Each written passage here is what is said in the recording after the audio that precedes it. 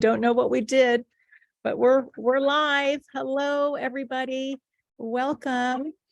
Welcome to Understanding Trauma in Our Students.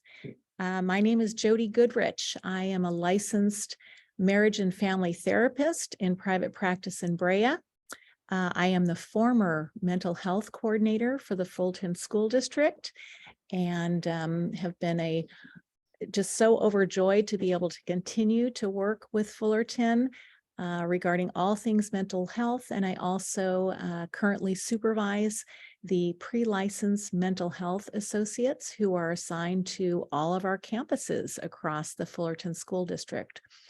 So it's an honor and privilege for me to be here with you all today.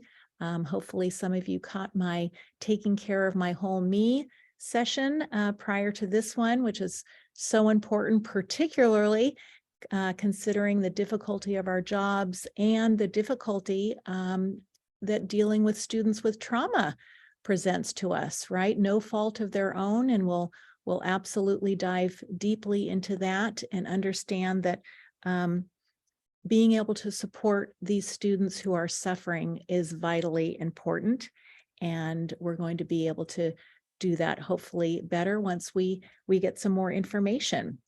So let's dive into the presentation. We're going to start off by taking a deep breath, right? If you were in the session before this, you learned how vitally important it is for us to breathe deeply. And certainly we're going to want to breathe deeply before we engage with very dysregulated students who have suffered traumatic events, right?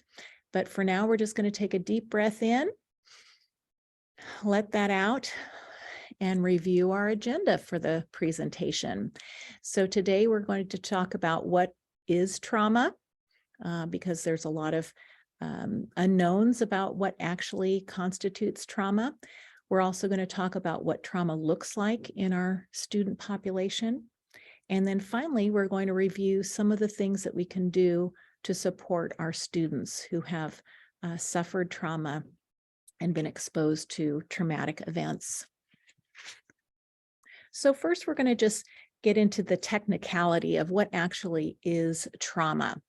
Trauma is an event, a series of events, or a set of circumstances that either harms an individual physically or emotionally, or threatens that individual's life.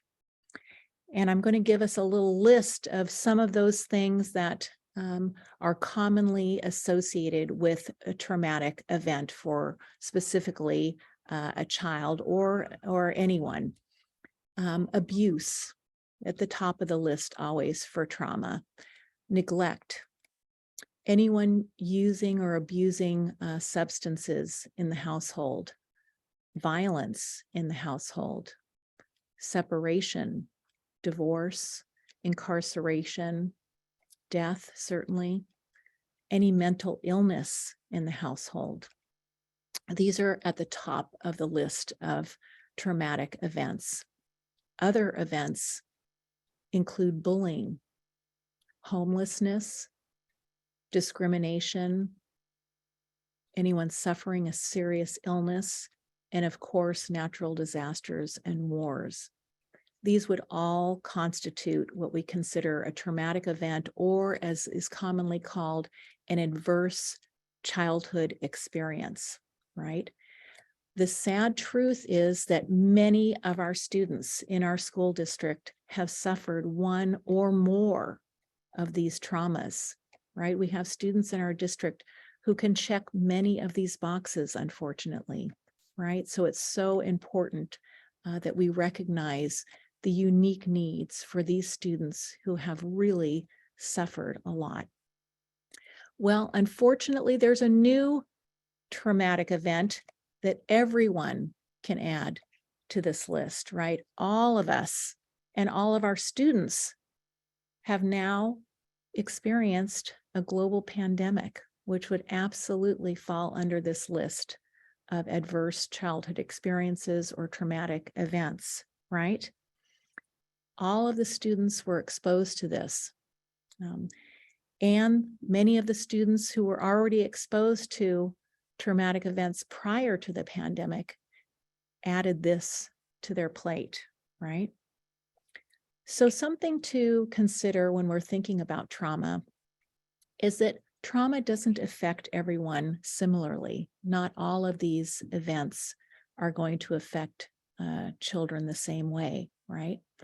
And the big takeaway with trauma is that it really is in the eye of the beholder, right? What someone may experience as life-threatening and physically dangerous and emotionally dangerous, another person may not experience it that way, particularly from a child's viewpoint. So we have to remember that children, as sensitive and yet developed as they are, can experience something in a very, very dramatic and significant way, right? And we've experienced that ourselves, right? We saw students who post-pandemic came back to school completely changed, right? They experienced the pandemic as something incredibly scary and overpowering and life-threatening as it was, right? While other kids experienced it like, woohoo, I get to wear pajamas and play lots of video games and eat junk food and maybe or maybe not log on to my classes, right? So there's the whole spectrum of how students absorb trauma, particularly speaking about this pandemic. But we need to always remember that trauma is a subjective experience from a child's unique perspective. Other factors can also affect how children perceive and experience traumatic events, right? Family stability is a huge factor when children are engaged or exposed to any one of those traumatic events I listed there, right? If the family is unstable, that trauma is going to be felt even more significantly. If there are other hardships in the family as well, or if there's a lack of coping from other family members, right? How we model for our children coping is also going to determine if a student is going to respond more resiliently or be more susceptible to the stress of a traumatic event. So very important to understand that not everyone experiences trauma in the same way. There's a significant effect on the development of students and children who are exposed to trauma. This is due to stress hormone, right? When our body gets in that fearful state, we're designed to release stress hormone so that we can respond to this threat, right? Well, if children are subjected to continual trauma, they have way too much stress hormone coursing through their veins. And this actually can alter their brain chemistry, right? And reduce their brain's neural connections. That has a detrimental impact on their ability to think logically, right? And to learn. So we see this in our students who've suffered significant trauma. We see that they're delayed, right? They are delayed in their problem solving, their ability to learn. We also see how they're not able to manage their behavior. They may be very hypersensitive. They may arouse very easily, and they may engage in a lot of challenging behaviors or other behaviors. And we also see these children usually have deficits in their social emotional development. And I'll get into that a little more deeply on why that would happen. And yes. Let me go to the participants because, hello, everybody. Jeremy's chiming in, guys. It's not showing my full screen. no, your screen's fine. It's not letting me be a co-host. So I can't see if anybody's asking questions.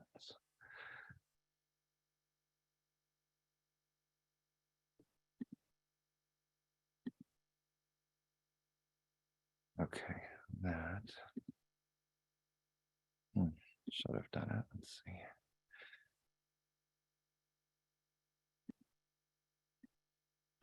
Okay.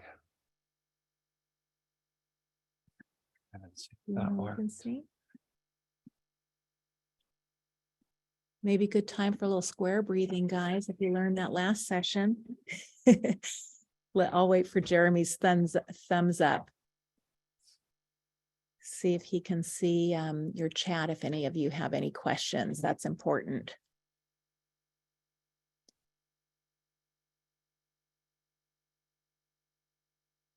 Not yet? No, but what we can do, we can give them my phone number and they can text me questions. Oh, okay. Hey, So- everybody, you can text me.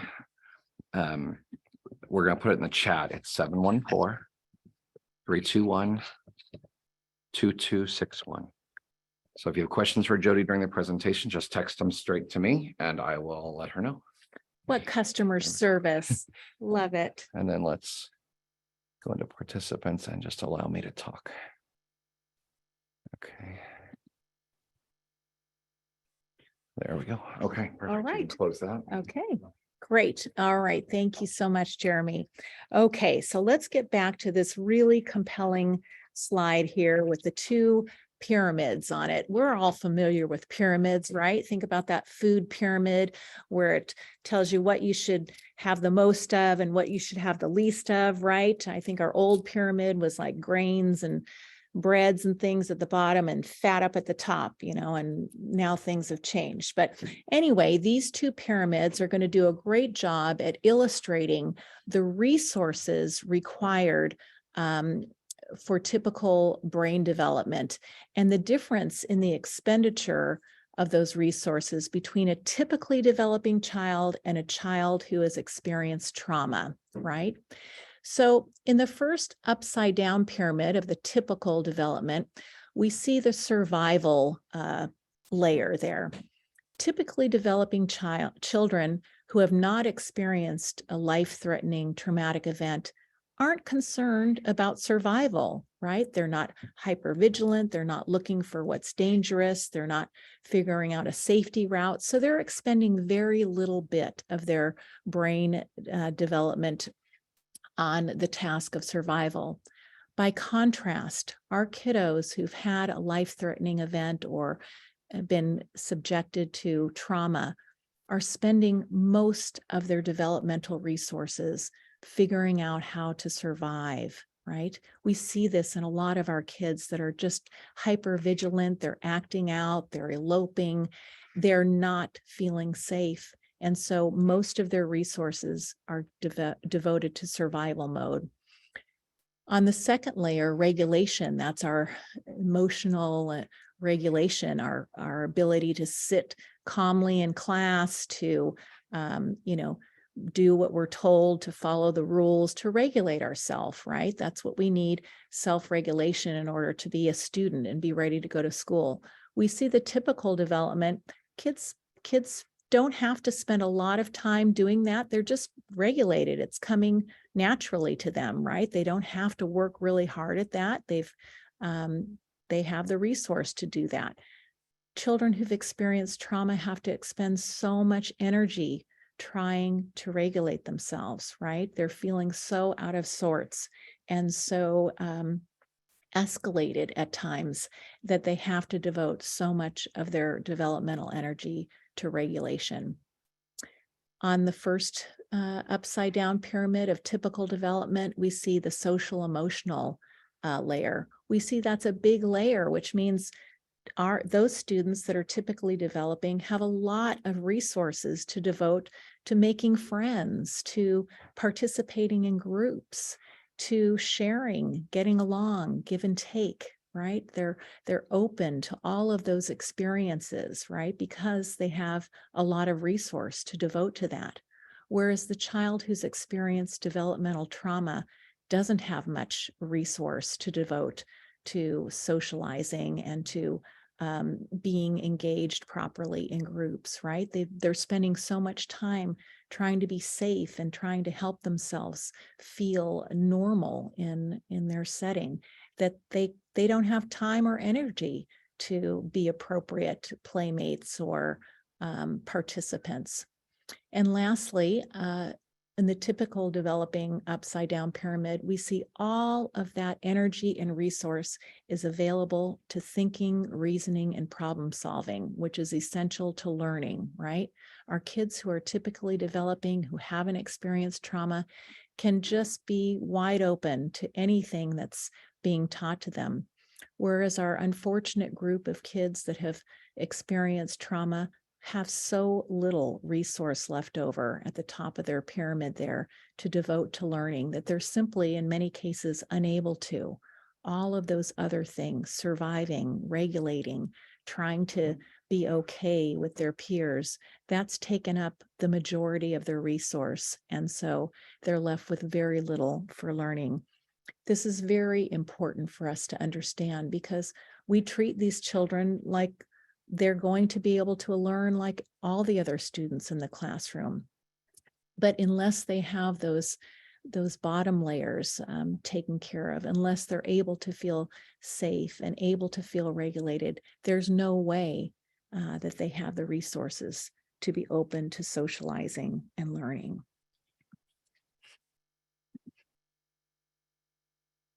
Oops.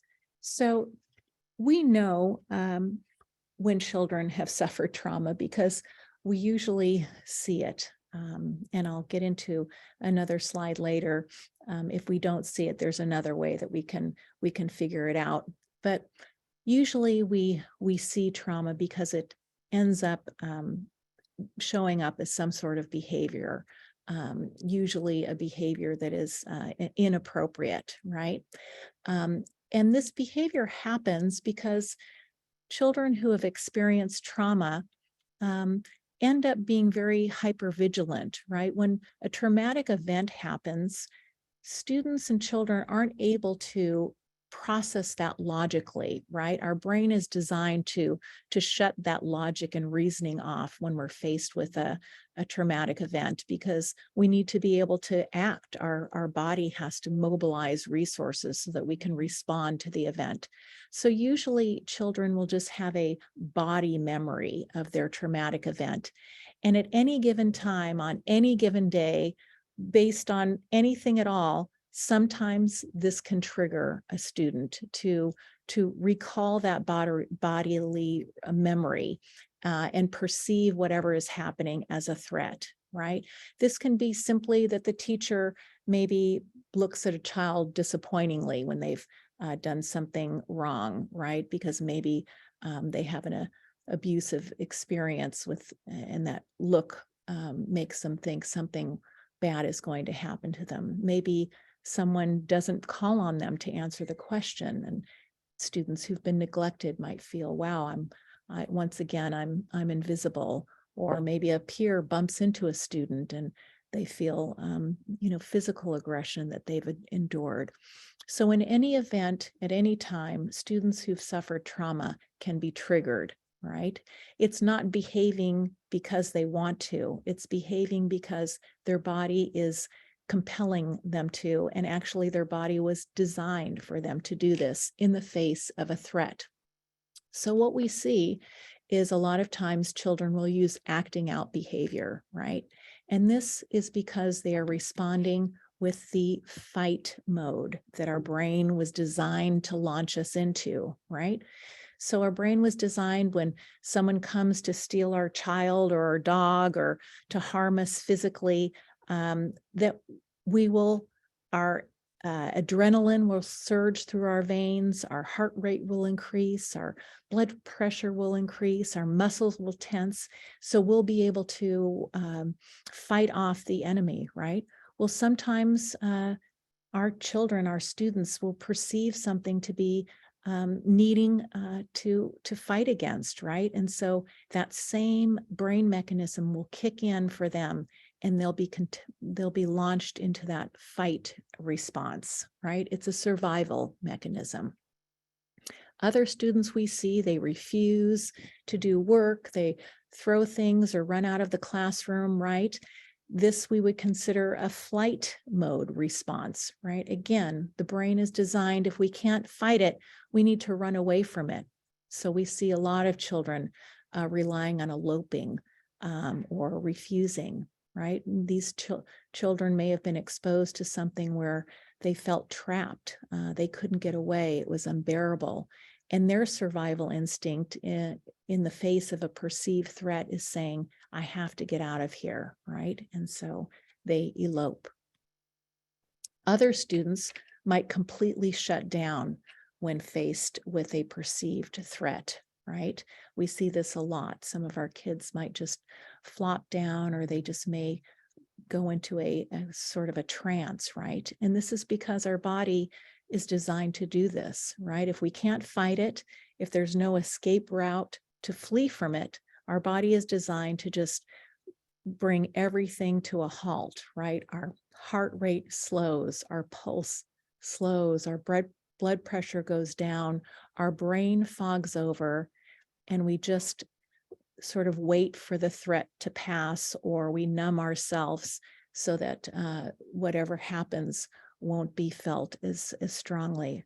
Again, our brain is designed for this freeze response. And a newer response, survival response that's been added more recently to the list is the fawn response. And we might see this when our students, maybe a student is scolded for something and they start apologizing and promising it'll never happen again and trying to make up for it and pleasing. This is a response that's called the fawn response. And we may see children desperately trying to get back in our good graces if they've done something wrong. Again, these are all things that our brain and our body is designed to do given a threat. Unfortunately, our students who have experienced trauma perceive threats in the most sort of non-threatening things. This slide's going to just demonstrate that not all of our responses from our students with trauma are going to look alike, right? This is a continuum. So while some of our students are going to respond in a very outward way, right? The fighters and the fleers, that would be an externalizing way. Some of our students are going to respond, with internalization tactics, right? And that might be withdrawing. Students might appear very depressed or anxious. They may suffer low self-esteem. A lot of these children who are suffering from trauma engage in perfectionism because they feel like they can control the thing that they're working on or doing when they've been in a position where they've been completely powerless or helpless. That control of perfectionism can be, very grounding for some students who've been victimized.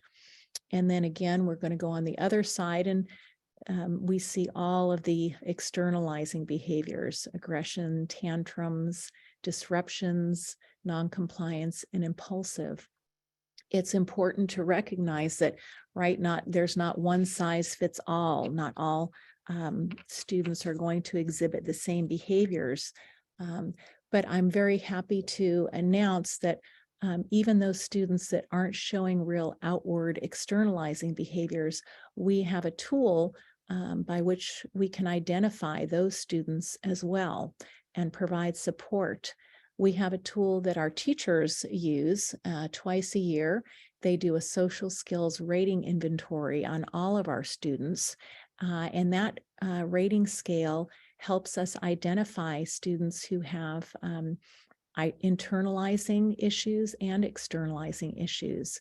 And then school teams meet and supports are provided for students who have either risk factors, right? So I'm very proud that our district takes such a very proactive stance on helping our students who may have suffered trauma or having any sort of mental or emotional issues. All right, I'm going to talk about one of my favorite educators. His name is Ricky Robertson. He is not only an educator, he's also a behavior intervention specialist. So he's dealt with lots of kids and behavior.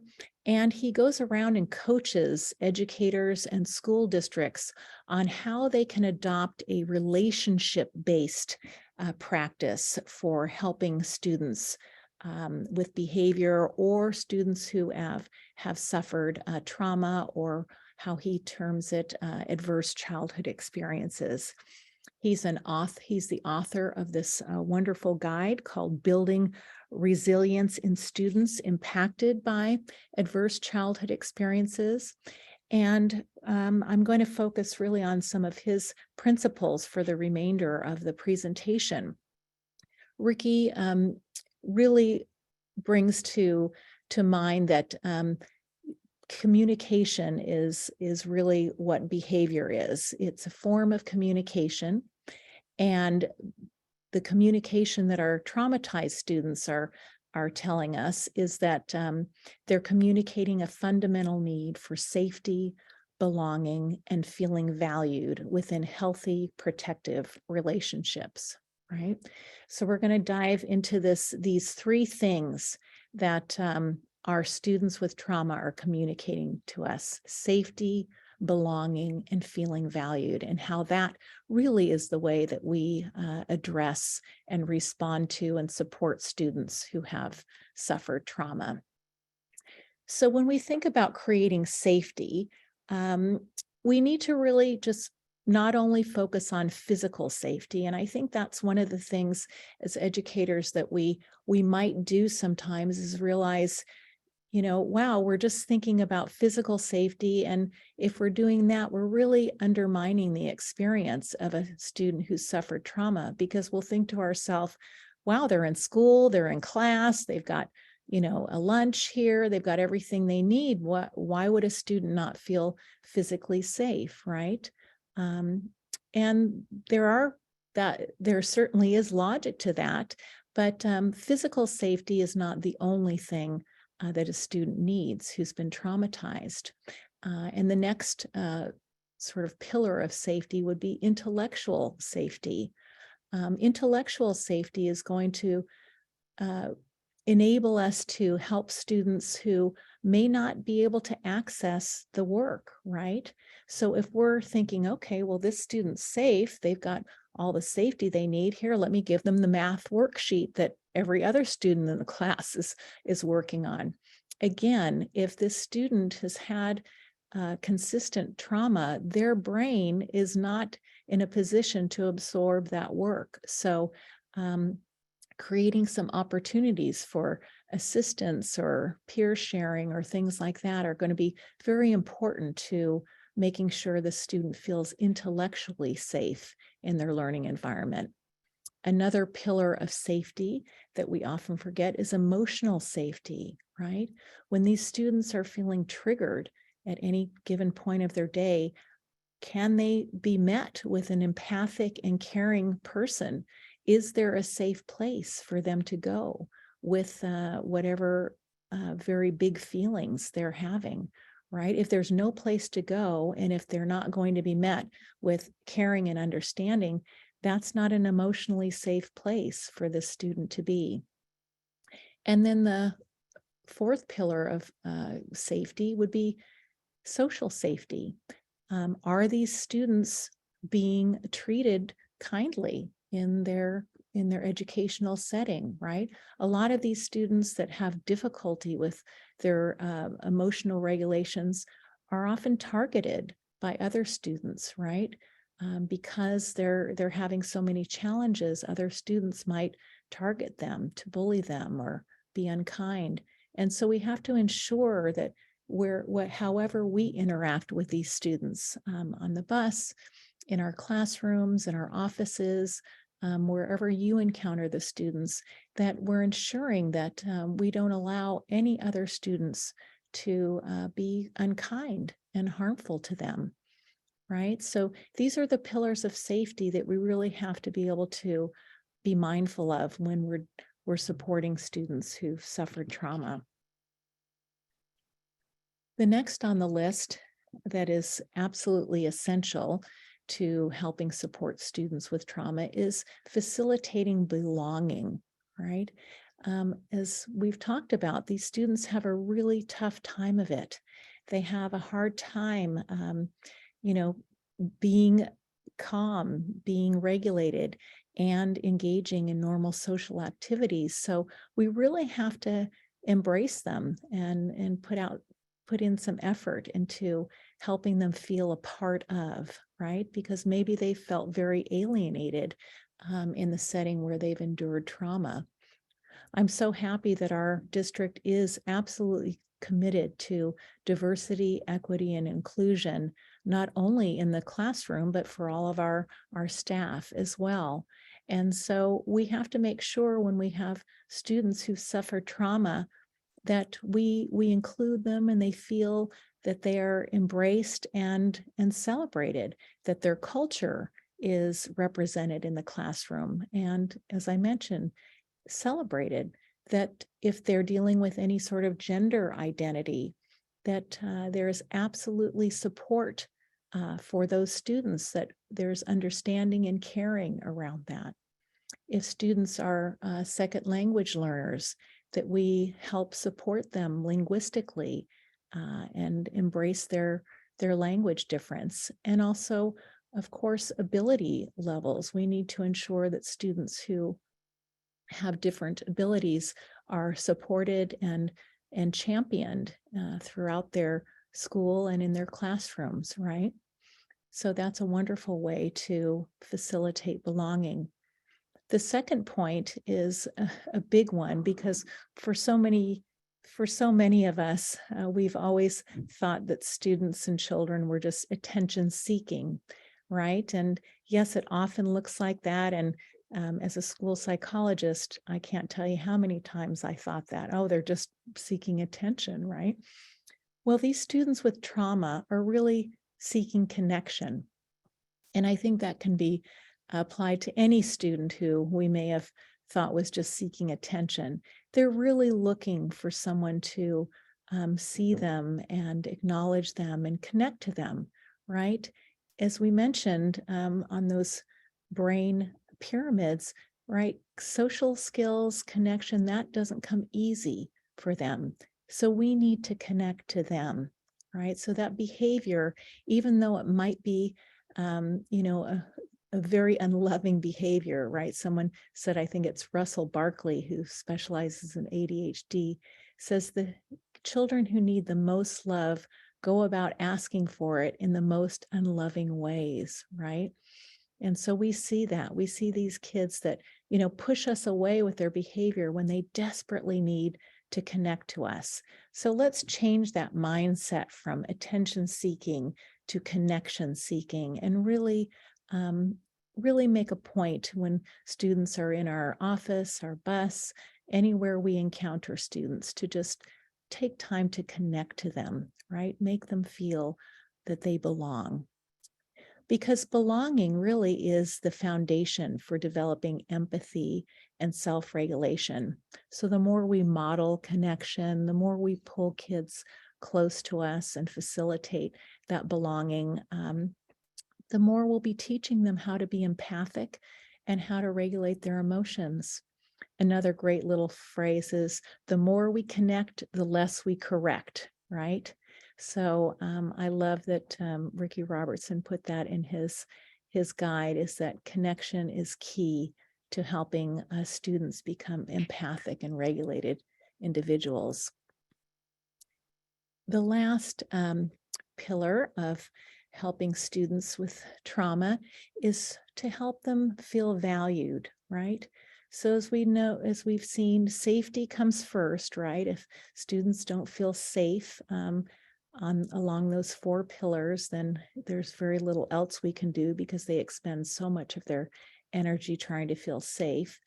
When we connect, we help them regulate, certainly, but then we can go that extra step to really help students feel valued. And we can do that by giving students an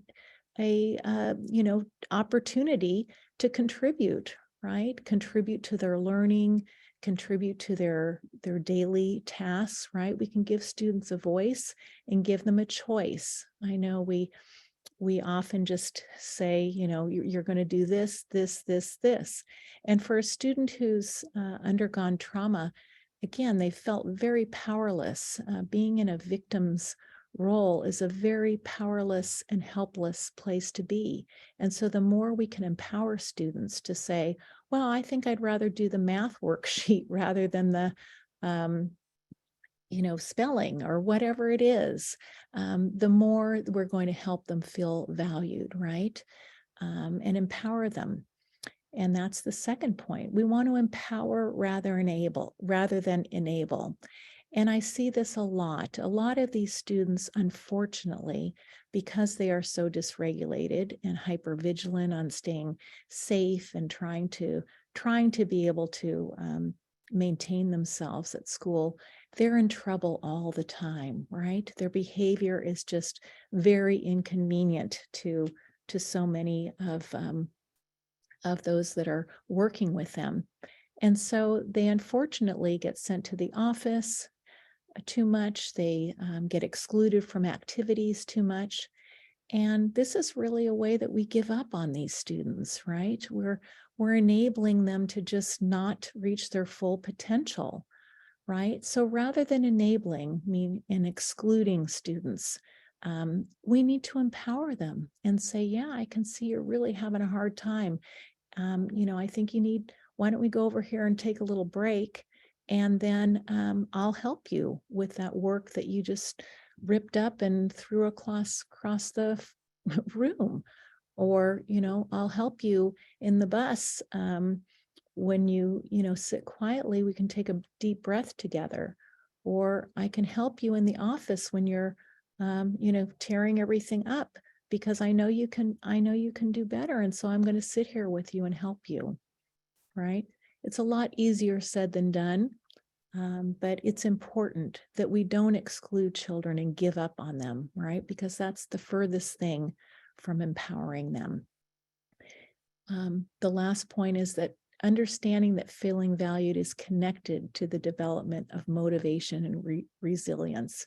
And we want all of our students to go to school, to feel motivated, and to develop the tools to be able to weather future storms that they have to endure.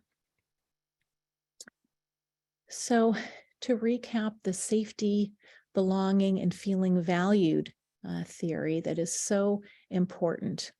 When we do this, when we create safety, facilitate belonging, and help students feel valued, we are actually responding to the unspoken questions that students with trauma are asking us. And those questions are, do you see me? Do you care that I'm here? Am I enough for you, or do you need me to be better in some way? And can I tell that I matter to you by the way you look at me, right? These are the questions that students who've endured trauma so desperately want us to respond to, right? And how we respond is critical, right? Not only it's critical to respond, but it's how we do it, right? Do we do it out of anger and frustration, thinking, what is wrong with this student, right? We've all been there. It's hard, right? Or do we respond with openness and curiosity, wondering, what has this poor student been through, right?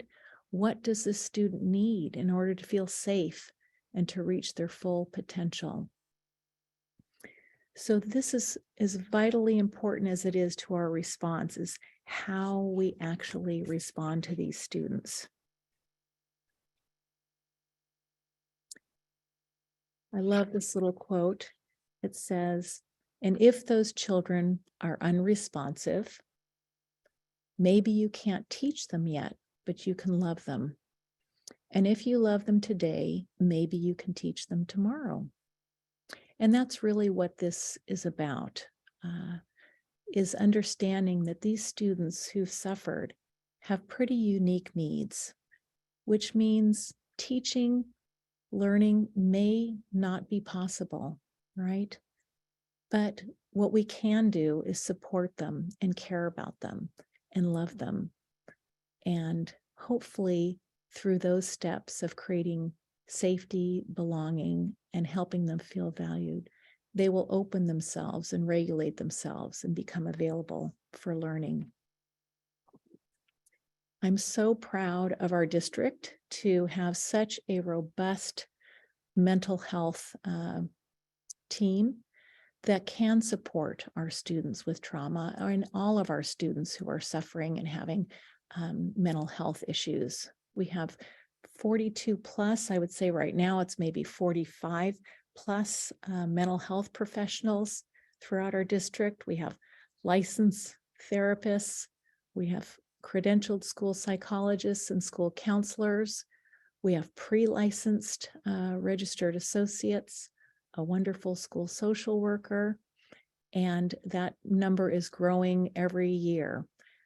So this wonderful team of professionals is available to come to the aid of our students who are suffering from trauma or any other mental issue.